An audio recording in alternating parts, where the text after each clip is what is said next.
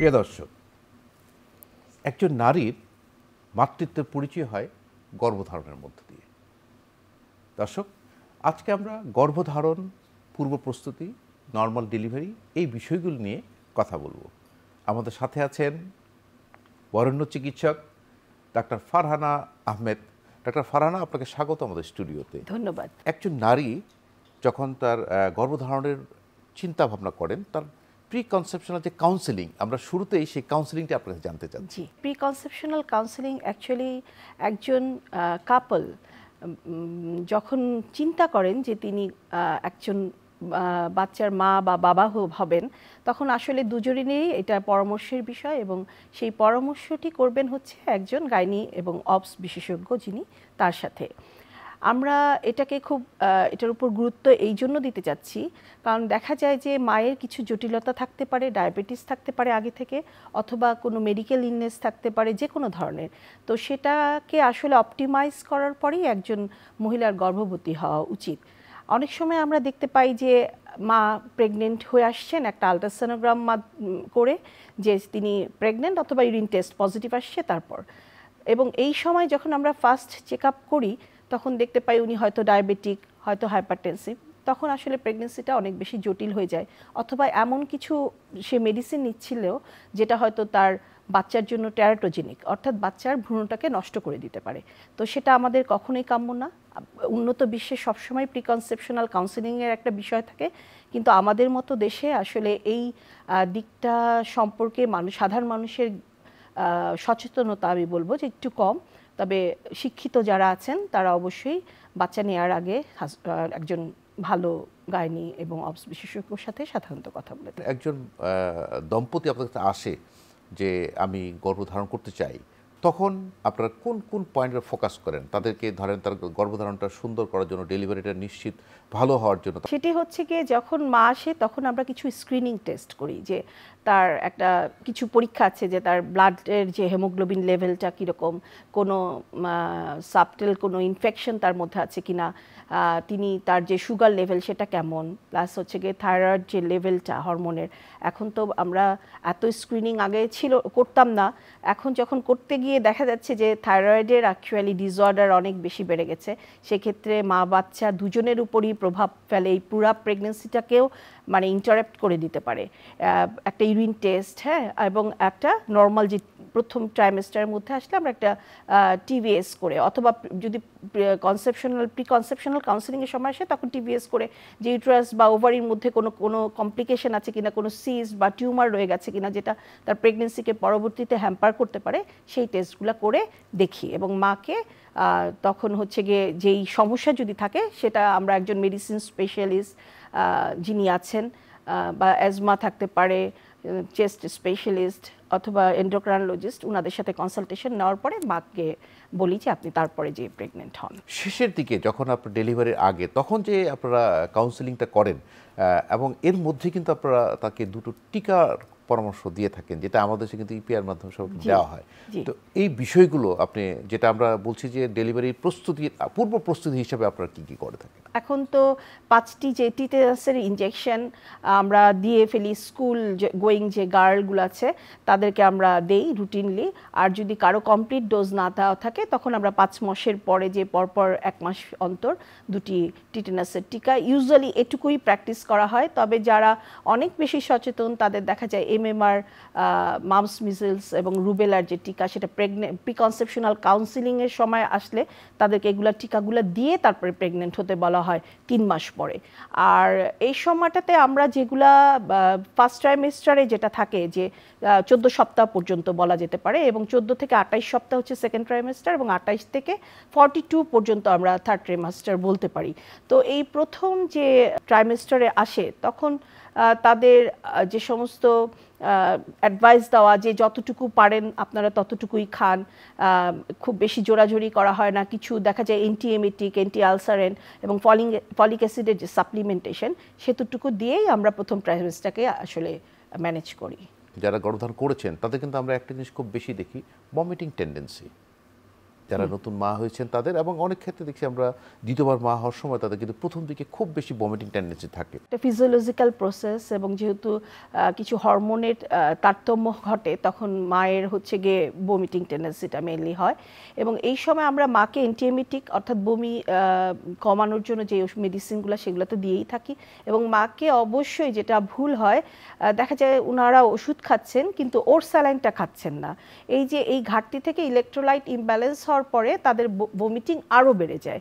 তো আমাদের পরামর্শ থাকে যে যখনই বমি হবে অবশ্যই বাজারে যে সমস্ত স্যালাইন আছে সেগুলা প্রতিবার বমির পর খাবে। এবং কেউ কেউ বলে ম্যাডাম আমার ওর স্যালাইন খেলে আরও বমি হয়, কিন্তু আমাদের অ্যাডভাইসটা থাকে বমি হলেও এটা খেতে হবে। ওনাদেরকে আমরা কাউন্সিলিং করে দেই যে এটা আস্তে আস্তে তো অবশ্যই ঠিক হবে, এটা স্বাভাবিক একটা প্রক্রিয়া, এটা আস্তে আস্তে ইনশাল্লাহ ঠিক হয়ে যাবে। আপনি একটা কথা বলেছেন যে থার্ড ট্রাইমাস্টার মানে শেষের দিকে, ওই সময় কিন্তু আমরা দেখি যে পা ফুলে যায়, হাতে পায়ে পানি আসে, এবং কিছু কিছু কমপ্লিকেশন ওই সময়টাতে হয়। জি, ওই যে আমি শুরুতেই বললাম যে প্রি কনসেপশনাল কাউন্সিলিং এর গুরুত্ব এখানেই। মায়ের যদি আমরা দেখি যে হিমোগ্লোবিন লেভেলটা অনেক ভালো ছিল, বাচ্চা বড় হতে হতে তো মায়ের হিমোগ্লোবিন, ক্যালসিয়াম স্বাভাবিকভাবে এগুলা খেতে থাকবে, এবং যখন তিনি ভালো একটা হিমোগ্লোবিন নিয়ে শুরু করবে তখন স্বাভাবিক কারণেই তার প্রেগনেন্সির জার্নিটা অনেক ভালো হবে। এবং রেগুলার যে অ্যান্টিনেটাল চেক আপ অর্থাৎ 1 মাস পর পর যদি চেক আপ করে তখন আমরা অন্তত সিবিসি, ইউরিনারি এবং আলট্রাসোনোগ্রামটা করতে দিই, এবং এখানে হিমোগ্লোবিনটা কারেকশন করতে করতে কিন্তু আমরা সামনের দিকে আগাই। এবং মেইন যে বড় হয় বাচ্চাটা অ্যাকচুয়ালি 28 সপ্তাহের পর থেকে। দেখা যায় 28 সপ্তাহে একটা বাচ্চার এক্সপেক্টেড ওজন হচ্ছে গিয়ে 1 কেজি, কিন্তু সেখানে আমার 28 থেকে 40 সপ্তাহের মধ্যেও যদি আমি যাই সেখানে সেই বাচ্চাটা 1 কেজি থেকে 3 কেজি, 3.5 কেজি, এমনকি 4 কেজি হয়ে যাচ্ছে। অর্থাৎ মেইন গ্রোথ পিরিয়ড কিন্তু তার হচ্ছে থার্ড ট্রাইমেস্টার। তো এই থার্ড ট্রাইমেস্টারে তার হচ্ছে হিমোগ্লোবিন লেভেল যদি ভালো থাকে, ক্যালসিয়ামের লেভেল, ভিটামিন D3 এগুলো যদি ভালো থাকে, স্বাভাবিকভাবেই আমরা আশা করতে পারি যে হেলদি মা এবং হেলদি বেবি আমি পাবো। কিন্তু এই যে হিমোগ্লোবিন লেভেল যখনই কমে যায় তখনই কিন্তু তার অ্যানিমিয়া, যেটা আমরা স্বাভাবিকভাবে সবাই এখন জানেন যে অ্যানিমিয়া হয়, এবং সেই কারণে কিন্তু তার দেখা যায় পায়ে পানি চলে আসে। এবং কিছুটা পায়ে পানি আসা কিন্তু ফিজিওলজিক্যাল, অর্থাৎ যেহেতু আমার মায়ের গর্ভে একটি বাচ্চা বড় হচ্ছে তার আশেপাশের যে ভেইন থাকে অর্থাৎ রক্তনালীগুলোর উপর প্রেশার পড়লে তার স্বাভাবিকভাবেই যে স্বাভাবিক রক্তনালীর চলাচল সেটা হতে পারে না, ফলে ডিপেন্ডেন্ট পার্টে যে পানিটা জমা হয়।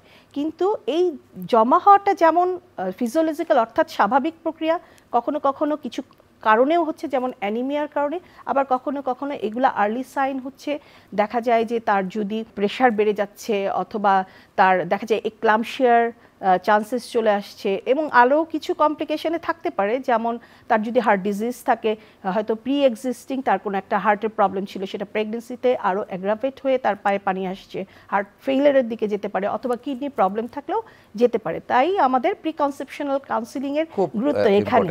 আমরা যে জিনিসটা জানতে চাই যে ধরেন শেষ টাইমারটা আসলো, তখন তো আপনারা একটা ডেলিভারির প্রস্তুতির কথা তাদেরকে বলবেন, এবং কোনো কোনো ক্ষেত্রে আপনার সিজারিয়ানের প্রয়োজন হয়ে থাকে। আমরা এই প্রসঙ্গটাই আসি, আপনারা আসলে শেষ ট্রাইমাস্টারের রোগীদেরকে কি অ্যাডভাইস করেন নর্মাল ডেলিভারির জন্য? রাইট, নর্মাল ডেলিভারির জন্য প্রথমেই আমরা মাকে হেলদি থাকতে হবে, অ্যাক্টিভ থাকতে হবে। অর্থাৎ হেলদি মানে তার যেগুলা পুষ্টি পাওয়ার দরকার ছিল সেগুলো যেমন থাকতে হবে, তার অন্য কোনো কমপ্লিকেশন থাকা যাবে না, তার কমপ্লিকেটেড প্রেগনেন্সি হওয়া যাবে না। প্লাস হচ্ছে গিয়ে যেটা করতে হবে সেটা হচ্ছে তার কিছু এক্সারসাইজ। দেখা যায় যে অনেকে ভাবে যে আমি নর্মাল ডেলিভারি করব, খুব ভিগোরাস এক্সারসাইজে চলে যায়, সেটা তো আমাদের হবে না। আমাদের একজন গর্ভবতী মা আগে প্রেগনেন্ট হওয়ার আগে যেই লাইফস্টাইলে চলতো তাকে সেটাই মেনটেন করে চলতে হবে। হ্যাঁ, অ্যাক্টিভ থাকতে হবে। বাইরের দেশে যেমন দেখা যায় যে প্রেগনেন্সি পিরিয়ডে নিউট্রিশনিস্টের কাছে যাচ্ছে, তাদের বিভিন্ন সেন্টার থাকে যে এক্সারসাইজ করার জন্য তারা কী ধরনের এক্সারসাইজ করলে পেলভিক মাসেলগুলো রিল্যাক্সড হবে সেই ধরনের কাউন্সেলিং এবং এক্সারসাইজ তাদেরকে করানো হয়। তো আমাদের দেশে সব ম্যাক্সিমাম জায়গাতেই নাই, হয়তো 2-1টা সেন্টারে উন্নত যেগুলো হসপিটাল আছে সেখানে হচ্ছে। তো আমাদের সাধারণভাবে আমাদের কাছে যখন আসে আমরা যে ধরনের অ্যাডভাইস করি যে হ্যাঁ তুমি অ্যাক্টিভ থাকবা, ঘরের যে সাধারণ হাউসহোল্ড ওয়ার্কগুলো আছে সেগুলো তুমি সবসময় করবে। তারপরে আগে যদি তুমি নিচুতে বসে, যেমন লো ওয়াশে বাসার মধ্যে যদি একটা ওয়াশরুমে দেখা যায় লো ওয়াশ থাকে সেখানে একটু বসা, তারপরে যদি সেটাও না থাকে অন্তত খাটের কর্নারে বসে কিছুক্ষণ তুমি 3 বেলা 15-20 মিনিট ধরে নিচে বসো, তাহলে তুমি রিল্যাক্স থাকবে। এবং প্রথম থেকে বিশেষ করে যখন বাচ্চাটা ম্যাচিউর হয়ে যায় তখন আমরা বেশি বসতে বলি, অর্থাৎ 36-এর পরে গিয়ে, কারণ সে সময় কোনো ওয়াটার ব্রেকের ভয় ওরকম হলেও বেবি ম্যাচিউর হয়ে যায়। কিন্তু এর আগে তার লাইফস্টাইল শুনে যে তুমি অ্যাকচুয়ালি এবং তার ওয়েটটা কেমন, সে কতটুকু নিতে পারবে, এগুলো বুঝে আমাদের একটা সাধারণ অবশ্যই অ্যাডভাইস থাকে। তারপরে পানিটা বেশি করে খাবে, কোনো ইনফেকশন যেন না থাকে, তাহলেও ওয়াটার ব্রেক হয়ে কিন্তু প্রেগনেন্সিটা কমপ্লিকেটেড হয়ে যেতে পারে। সেক্ষেত্রে আপনি যে কথা বলছেন যে ওয়াটার ব্রেক হওয়ার একটা ঝুঁকি থাকে, যেটা ভিগোরাস এক্সারসাইজ করলে, তো সেক্ষেত্রে তো আসলে অনেক সময় আপনার এক্সপেক্টেড ডেট অফ ডেলিভারি এটা তো আপনাদের থাকলেও আগেই করে ফেলতে হয় যদি পানি ভেঙে যায়। ওয়াটার ব্রেকের সম্পর্কে একটা ধারণা আমি মানুষের মধ্যে দেখতে পাই, পানি ভেঙে গেছে বোধহয় সিজার করে ফেলতে হবে। ব্যাপারটা কিন্তু অ্যাকচুয়ালি তা না। একটা লেবার পেইন ওঠার একটা আর্লি সাইনও কিন্তু পানি ভেঙে যাওয়া।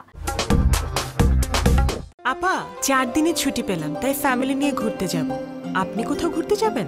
আমরা কি আপনার মতো এত নিশ্চিন্ত? ব্যবস্থা নিলেই নিশ্চিন্ত হওয়া যায়। ভাগ্যিস ডাক্তারের পরামর্শক্রমে আমি সর্বাধুনিক স্বল্পমাত্রার জন্ম নিয়ন্ত্রণ পিল রোজেন 28 গ্রহণ করেছিলাম। এলো রোজেন 28, যা জন্ম নিয়ন্ত্রণ পিলকে করেছে অধিকতর সহনীয় ও কার্যকর, এবং ওজন বৃদ্ধি ও উচ্চ রক্তচাপের মতো প্রধান পার্শ্ব প্রতিক্রিয়া থেকে মুক্ত। Rosen 28 4th generation birth control pill. False pain বলে একটা কথা আছে, তারা আসে যে আমার ব্যথা শুরু হয়ে গেছে, এটা একটা। আর আরেকটা অনেক সময় দেখা যাচ্ছে পানি ভেঙে গেছে, আমাকে এখন সিজার করতে হবে। এই বিষয়টা আপনি একটু বলতে, ফলস পেইন এবং মানে সিজারিয়ানের সাথে কোন সম্পর্ক? ফলস পেইনটা আমি মাদেরকে যখন অ্যাকচুয়ালি টার্মে চলে আসে, অর্থাৎ 37-এ, তখন কাউন্সিলিং করা হয় যে ব্যথাটা কি, বিশেষ করে এটা প্রথম যারা মা হন, ব্যথাটা কিভাবে উঠবে। এই ব্যথাটা হচ্ছে গিয়ে আমরা বলি যে কিছুক্ষণ পর ফার্স্টের দিকে কোমর থেকে ব্যথাটা সামনের দিকে আসবে, অনেকটা মাসিকের সময় যে ব্যথা হয় সেটার ইন্টেন্সিটিটা বেশি থাকবে, এবং প্রথম দিকে দেখা যায় 20 মিনিট পর পর একটা পেইন হচ্ছে, আস্তে আস্তে এটা 5 মিনিট, তারপরে 1 মিনিট, অর্থাৎ কি ইন্টেন্সিটি বাড়বে এবং ডিউরেশনটা, যে গ্যাপটা দুইটা ব্যথার মাঝখানে আস্তে আস্তে কমে আসবে, এবং এটাই হচ্ছে গিয়ে তার হচ্ছে গিয়ে ট্রু পেইন। আর ফলস পেইন একটা চাপ ধরা ব্যথা, যেটা পেশেন্টরা অনেক সময় কনফিউজড হয়ে যায়, এটা কি আমার ট্রু পেইন না ফলস পেইন। কারণ ট্রু পেইনটাও প্রথম দিকে এরকম একটা ব্যাকে তলপেটে ব্যথা, এটাই যদি আস্তে আস্তে প্রোগ্রেস করে সেটাকে আমরা ট্রু পেইনে নিয়ে যাব। আর যদি দেখি যে কিছু পেইন কিলার, অর্থাৎ আমরা যেগুলো দিই কমে যাচ্ছে, তাহলে সেটা কিন্তু অ্যাকচুয়ালি ফলস পেইন।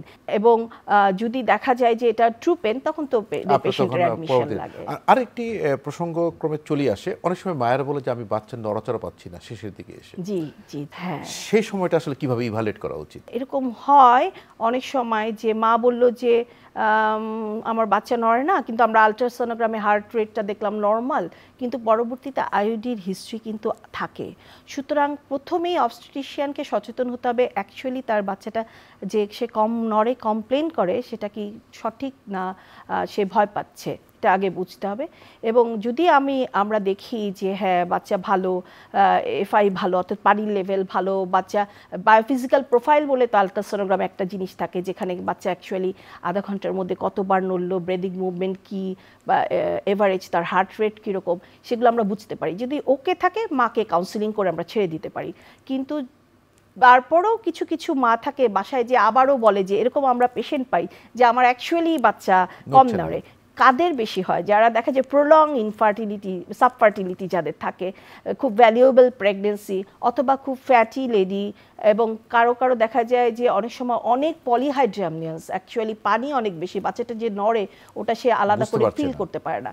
তো মাকে কাউন্সেলিং করা হয় যে আপনি খাবারের 1 ঘন্টা পরে 1 ঘন্টা ধরে দেখবেন যে 4 বার করে নড়ে কিনা, অর্থাৎ 3 বেলায় যদি আমি দেখি যে 3 4 12 বার নড়ে, তাহলে যেমন সকালে 1 ঘন্টা, লাঞ্চের পর 1 ঘন্টা, বিফোর ডিনার সে করতে পারে, রাতে ঘুমানোটা দেরি হয়ে যেতে পারে সেই কারণে।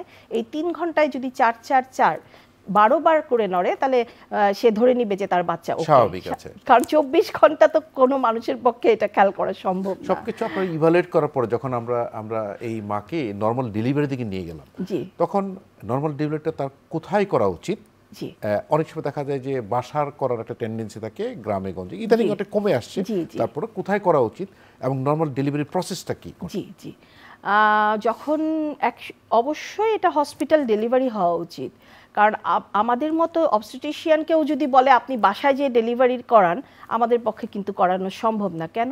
কারণ পেশেন্টের যে কোনো সময় কমপ্লিকেশন হতে পারে, একটা রিটেন প্লাসেন্টা হতে পারে, পিপিএইচ হতে পারে, অর্থাৎ বেশি ব্লিডিং হতে পারে, বাচ্চা শ্বাসকষ্ট হচ্ছে বা বাচ্চা অ্যাসফিক্সিয়েটেড হতে পারে। সেই ক্ষেত্রে আমার তো হাতে কোনো যন্ত্র নাই, আমি কি দিয়ে, আমার জ্ঞান কিন্তু ওখানে আমি কাজে লাগাতে পারবো না, ইমার্জেন্সি ম্যানেজ করা সম্ভব না। জি সে কারণে অবশ্যই হসপিটাল ডেলিভারি হওয়া উচিত। এবং যেটা করবে সেটা ওই ডেলিভারিটা কন্ডাকশন, যেটা আমরা আর্লি লেবারে থাকলে অনেক সময় আমি ছেড়ে দেই, আমার পেশেন্টদেরকে বলি বাসা কাছে থাকলে তুমি বাসায় যাও, হাঁটাহাঁটি করো, যখন দেখবা যে 5 মিনিট পর পর বা তার বাসার দূরত্ব অনুযায়ী যে 10 মিনিট বা কখন তোমার যদি মনে হয় যে ব্যথাটা বেড়ে যাচ্ছে অথবা পানি ভেঙে গেছে, তখন তুমি চলে আসো। কারণ তাতে কিন্তু ডেলিভারিটা প্রোগ্রেস ভালো হয়, কারণ বাসায় সে পানি খাবে, ঘন ঘন লিকুইড খাচ্ছে, তার এনভায়রনমেন্টটা তার জন্য সুদিং। হসপিটাল ডেলিভারি হসপিটালে থাকাটা তো একটু ডিফিকাল্ট, কারণ এমন তো কোনো কথা নেই যে তার 5 ঘন্টা 6 ঘন্টা, তার সময় লাগতে পারে 24 ঘন্টা 48 ঘন্টাও হতে পারে যদি সে আর্লি লেবার পেইন নিয়ে আসে। তো যখন তার বেড়ে যাবে তখন সে হসপিটালে আসুক, তখন আমরা কোনো কিছুই যদি প্রয়োজন না মনে হয়, মা যদি হাইড্রেটেড থাকে, অর্থাৎ তার যদি কোনো ডিহাইড্রেশনের সাইন না থাকে, ফিটাল হার্ট রেট ভালো থাকে, তাহলে আমরা অ্যাকচুয়ালি কোনো ক্যানুলা, আইভি ক্যানুলারও প্রয়োজন নেই, সে হাঁটবে। যখন একদম সে সেকেন্ড স্টেজে চলে যাবে তখন আমরা লেবার টেবিলে সাধারণত উঠাই। আচ্ছা, গ্রামে গঞ্জে অনেক সময় দেখা যায় এই লেবারটা ত্বরান্বিত করার জন্য তারা ইনজেকশনের সাহায্য নেয়, ইনজেকশন ব্যবহার করে। এটা আসলে এখনকার সময় আপনারা এটাকে আপনারা সায়েন্টিফিক মনে করেন কি? যদি দেখি যে লেবারের যে পেইনের যে ডেফিনেশন অনুযায়ী তার আস্তে আস্তে ইন্টেন্সিটি বাড়ছে, ডিউরেশন বেড়ে যাচ্ছে, প্লাস হচ্ছে গিয়ে গ্যাপটা, তার যে ইন্টারভেল, পেইনের যে উঠার ইন্টারভেলটা প্রোগ্রেসিভলি কমে আসছে, তখন তো আমি বুঝেই যাব। সেক্ষেত্রে তো আমার অগমেন্টেশন, অর্থাৎ যে আমরা সিনটোসিন দিয়ে যে বাড়াই, সেটার কোনো প্রয়োজন নাই। কিন্তু বরঞ্চ এটা আরও বেশি ইউট্রাসকে বেশি হাইপার স্টিমুলেশন করে ফিটাল ডিস্ট্রেসের দিকে নিয়ে যেতে পারে, যেটা বাসায় বসে অনেক সময় আমরা দেখি আইভি দিয়ে দিল, এটা এখন অনেকটা কমে আসছে। আমরা ডেলিভারি চলাকালীন সময় কিছু কমপ্লিকেশন দিকে খেয়াল করি। জি, অনেক সময় দেখা যায় যে তার হাতটা বেরিয়ে গেছে, প্রলাপস বলে। কোনো কোনো সময় দেখা যায় যে বাচ্চাটা হয়তো ঘুরে গেছে, আড়াআড়ি আছে। জি জি জি। এই সব সিচুয়েশনগুলোতে আপনারা কিভাবে মোকাবেলা? যদি এটা ম্যালপ্রেজেন্টেশন হয়, অর্থাৎ হ্যান্ড প্রলাপস হয়ে গেছে, অর্থাৎ তার ট্রান্সভার্স লাই হয়ে গেছে, হাতটা বের হয়ে গেছে, অথবা তার ফুট প্রাইমি ব্রিচ, সেক্ষেত্রে তো সিজারিয়ান সেকশন ছাড়া আমাদের ওই সময় কোনো অপশন নাই। অনেক সময় কিন্তু দেখা যায় যে হ্যান্ড প্রোলাপসের আগে কর্ডটাও চলে আসে। কর্ডটা চলে আসলে তো তখন তো খুবই ইমার্জেন্সি, কারণ ওটা যখন তার তো যে সাপ্লাই, ব্লাড সাপ্লাই, সেটা হ্যাম্পার্ড হয়, তখন ওটা আমরা ঢুকায় কোনো রকমের ইমার্জেন্সি সিজারের দিকে যাই। মানে এই সব সিজনগুলোতে আসলে সিজারিয়ানটা খুব জরুরি হয়ে পড়ে। নর্মাল ডেলিভারি করলাম, পরবর্তীতে কোনো কমপ্লিকেশন অ্যারাইজ করে কিনা, কোনো জটিলতা আছে কিনা, বা এই সময়টা আসলে মাদের কিভাবে কেয়ার করা উচিত? আফটার ডেলিভারি সে হসপিটালে সুযোগ থাকলে আমরা 24 ঘন্টা রাখি। প্রাইভেট হসপিটালগুলোতে তাই করা হয়, যেখানে খুব রাশ, সরকারি হসপিটালের সময় 6 ঘন্টা 8 ঘন্টা অবজার্ভ করেও আমরা ছেড়ে দেই, সেটা আমরা অনেক জায়গায় প্র্যাকটিস থাকে। কিন্তু আসলে 24 থেকে 48 ঘন্টার মধ্যে তার পিপিএইচ হতে পারে, অর্থাৎ অতিরিক্ত রক্তক্ষরণ হতে পারে। আর 6 সপ্তাহের মধ্যে তার একটা নর্মোটেনসিভ পেশেন্টেরও কিন্তু দেখা যায় যে এক্লামশিয়া হয়ে যেতে পারে, প্রেশার বেড়ে যেতে পারে। তো ওগুলাই, সেজন্যই আমাদের 7 দিন পর একটা চেক আপ হওয়া উচিত, আর 1.5 সপ্তাহ পরে একটা চেক আপ হওয়া উচিত, যে সে সব দিক থেকে মা বাচ্চার অ্যানিমিয়া কারেকশন হলো কিনা, তার ক্যালসিয়াম সাপ্লিমেন্টটা দেওয়া আছে কিনা, বাচ্চাকে বুকের যে মায়ের দুধটা দেওয়া উচিত সেটা মা দিতে পারছেন কিনা। বাচ্চা তো শিশু ডাক্তারের শরণাপন্ন হবে, সেটা আলাদা বিষয়, কিন্তু মায়ের এই জিনিসগুলো আমরা চেক করি। এবং ইউট্রাসের যে ইনভলিউশন, অর্থাৎ আগের পজিশন আস্তে আস্তে যাচ্ছে কিনা, সেই জিনিসগুলো আমরা চেক করি। কোনো ইউটিআই থাকলো কিনা, তার নিউট্রিশন তো এই সময় প্রয়োজন, যেহেতু বেবি ব্রেস্ট ফিডিং এ আছে এখন, তো সেই সময়টা আপনারা কি পরামর্শ দেন? জি, যখন প্রেগন্যান্সিতে তো ছিল যে একটা তার ওয়েট আন্দাজে যেই ক্যালোরিটা একজন মহিলা ইনটেক করে তার থেকে 300 থেকে 400 কিলো ক্যালোরি প্রেগন্যান্সিতে খাবে, এবং মেইন কিন্তু আফটার প্রেগন্যান্সি যখন মা বাচ্চাকে বুকের দুধ দিচ্ছে তখন কিন্তু আরও 300 ক্যালোরি বাড়ায় দিতে হবে। এই সময়টাতেই নিউট্রিশন অ্যাকচুয়ালি লাগে এবং ক্যালসিয়াম সাপ্লিমেন্টেশন লাগে, তার যদি ভিটামিন ডি ডেফিসিয়েন্সি থাকে সেটার কারেকশন লাগে। এই সময়টাতে তাকে প্রচুর পরিমাণে পানি খেতে বলা হয়, এবং আমরা প্রতিবার ব্রেস্ট ফিডিং করানোর আগে তরল জাতীয় পানি অথবা একটা শরবত, চিনি ছাড়া প্রেফারেবল, এটা খাবে এবং খাওয়ানোর পরেও খাবে, যাতে মা কোনোভাবে ডিহাইড্রেটেড না থাকে, এবং তার পুষ্টিটা তো ওভাবেই হওয়া উচিত, নিশ্চিত করা উচিত, এবং এটা শিশু এবং মা দুজনেই। ডাক্তার ফারহানা আহমেদ, আপনাকে অসংখ্য ধন্যবাদ। নর্মাল ডেলিভারি নিয়ে আমাদেরকে অনেক সুন্দর সুন্দর আপনি পরামর্শ দিয়েছেন। প্রিয় দর্শক, আমরা নর্মাল ডেলিভারি পূর্ব প্রস্তুতি এবং ডেলিভারি পরবর্তী যে করণীয় সেগুলো আমরা জানলাম। নিশ্চয়ই যারা গর্ভকালীন সময় আছেন তাদের জন্য এটা অনেক উপকারে আসবে। দর্শক, ভালো থাকুন, সুস্থ থাকুন, শুভকামনা সকলের জন্য।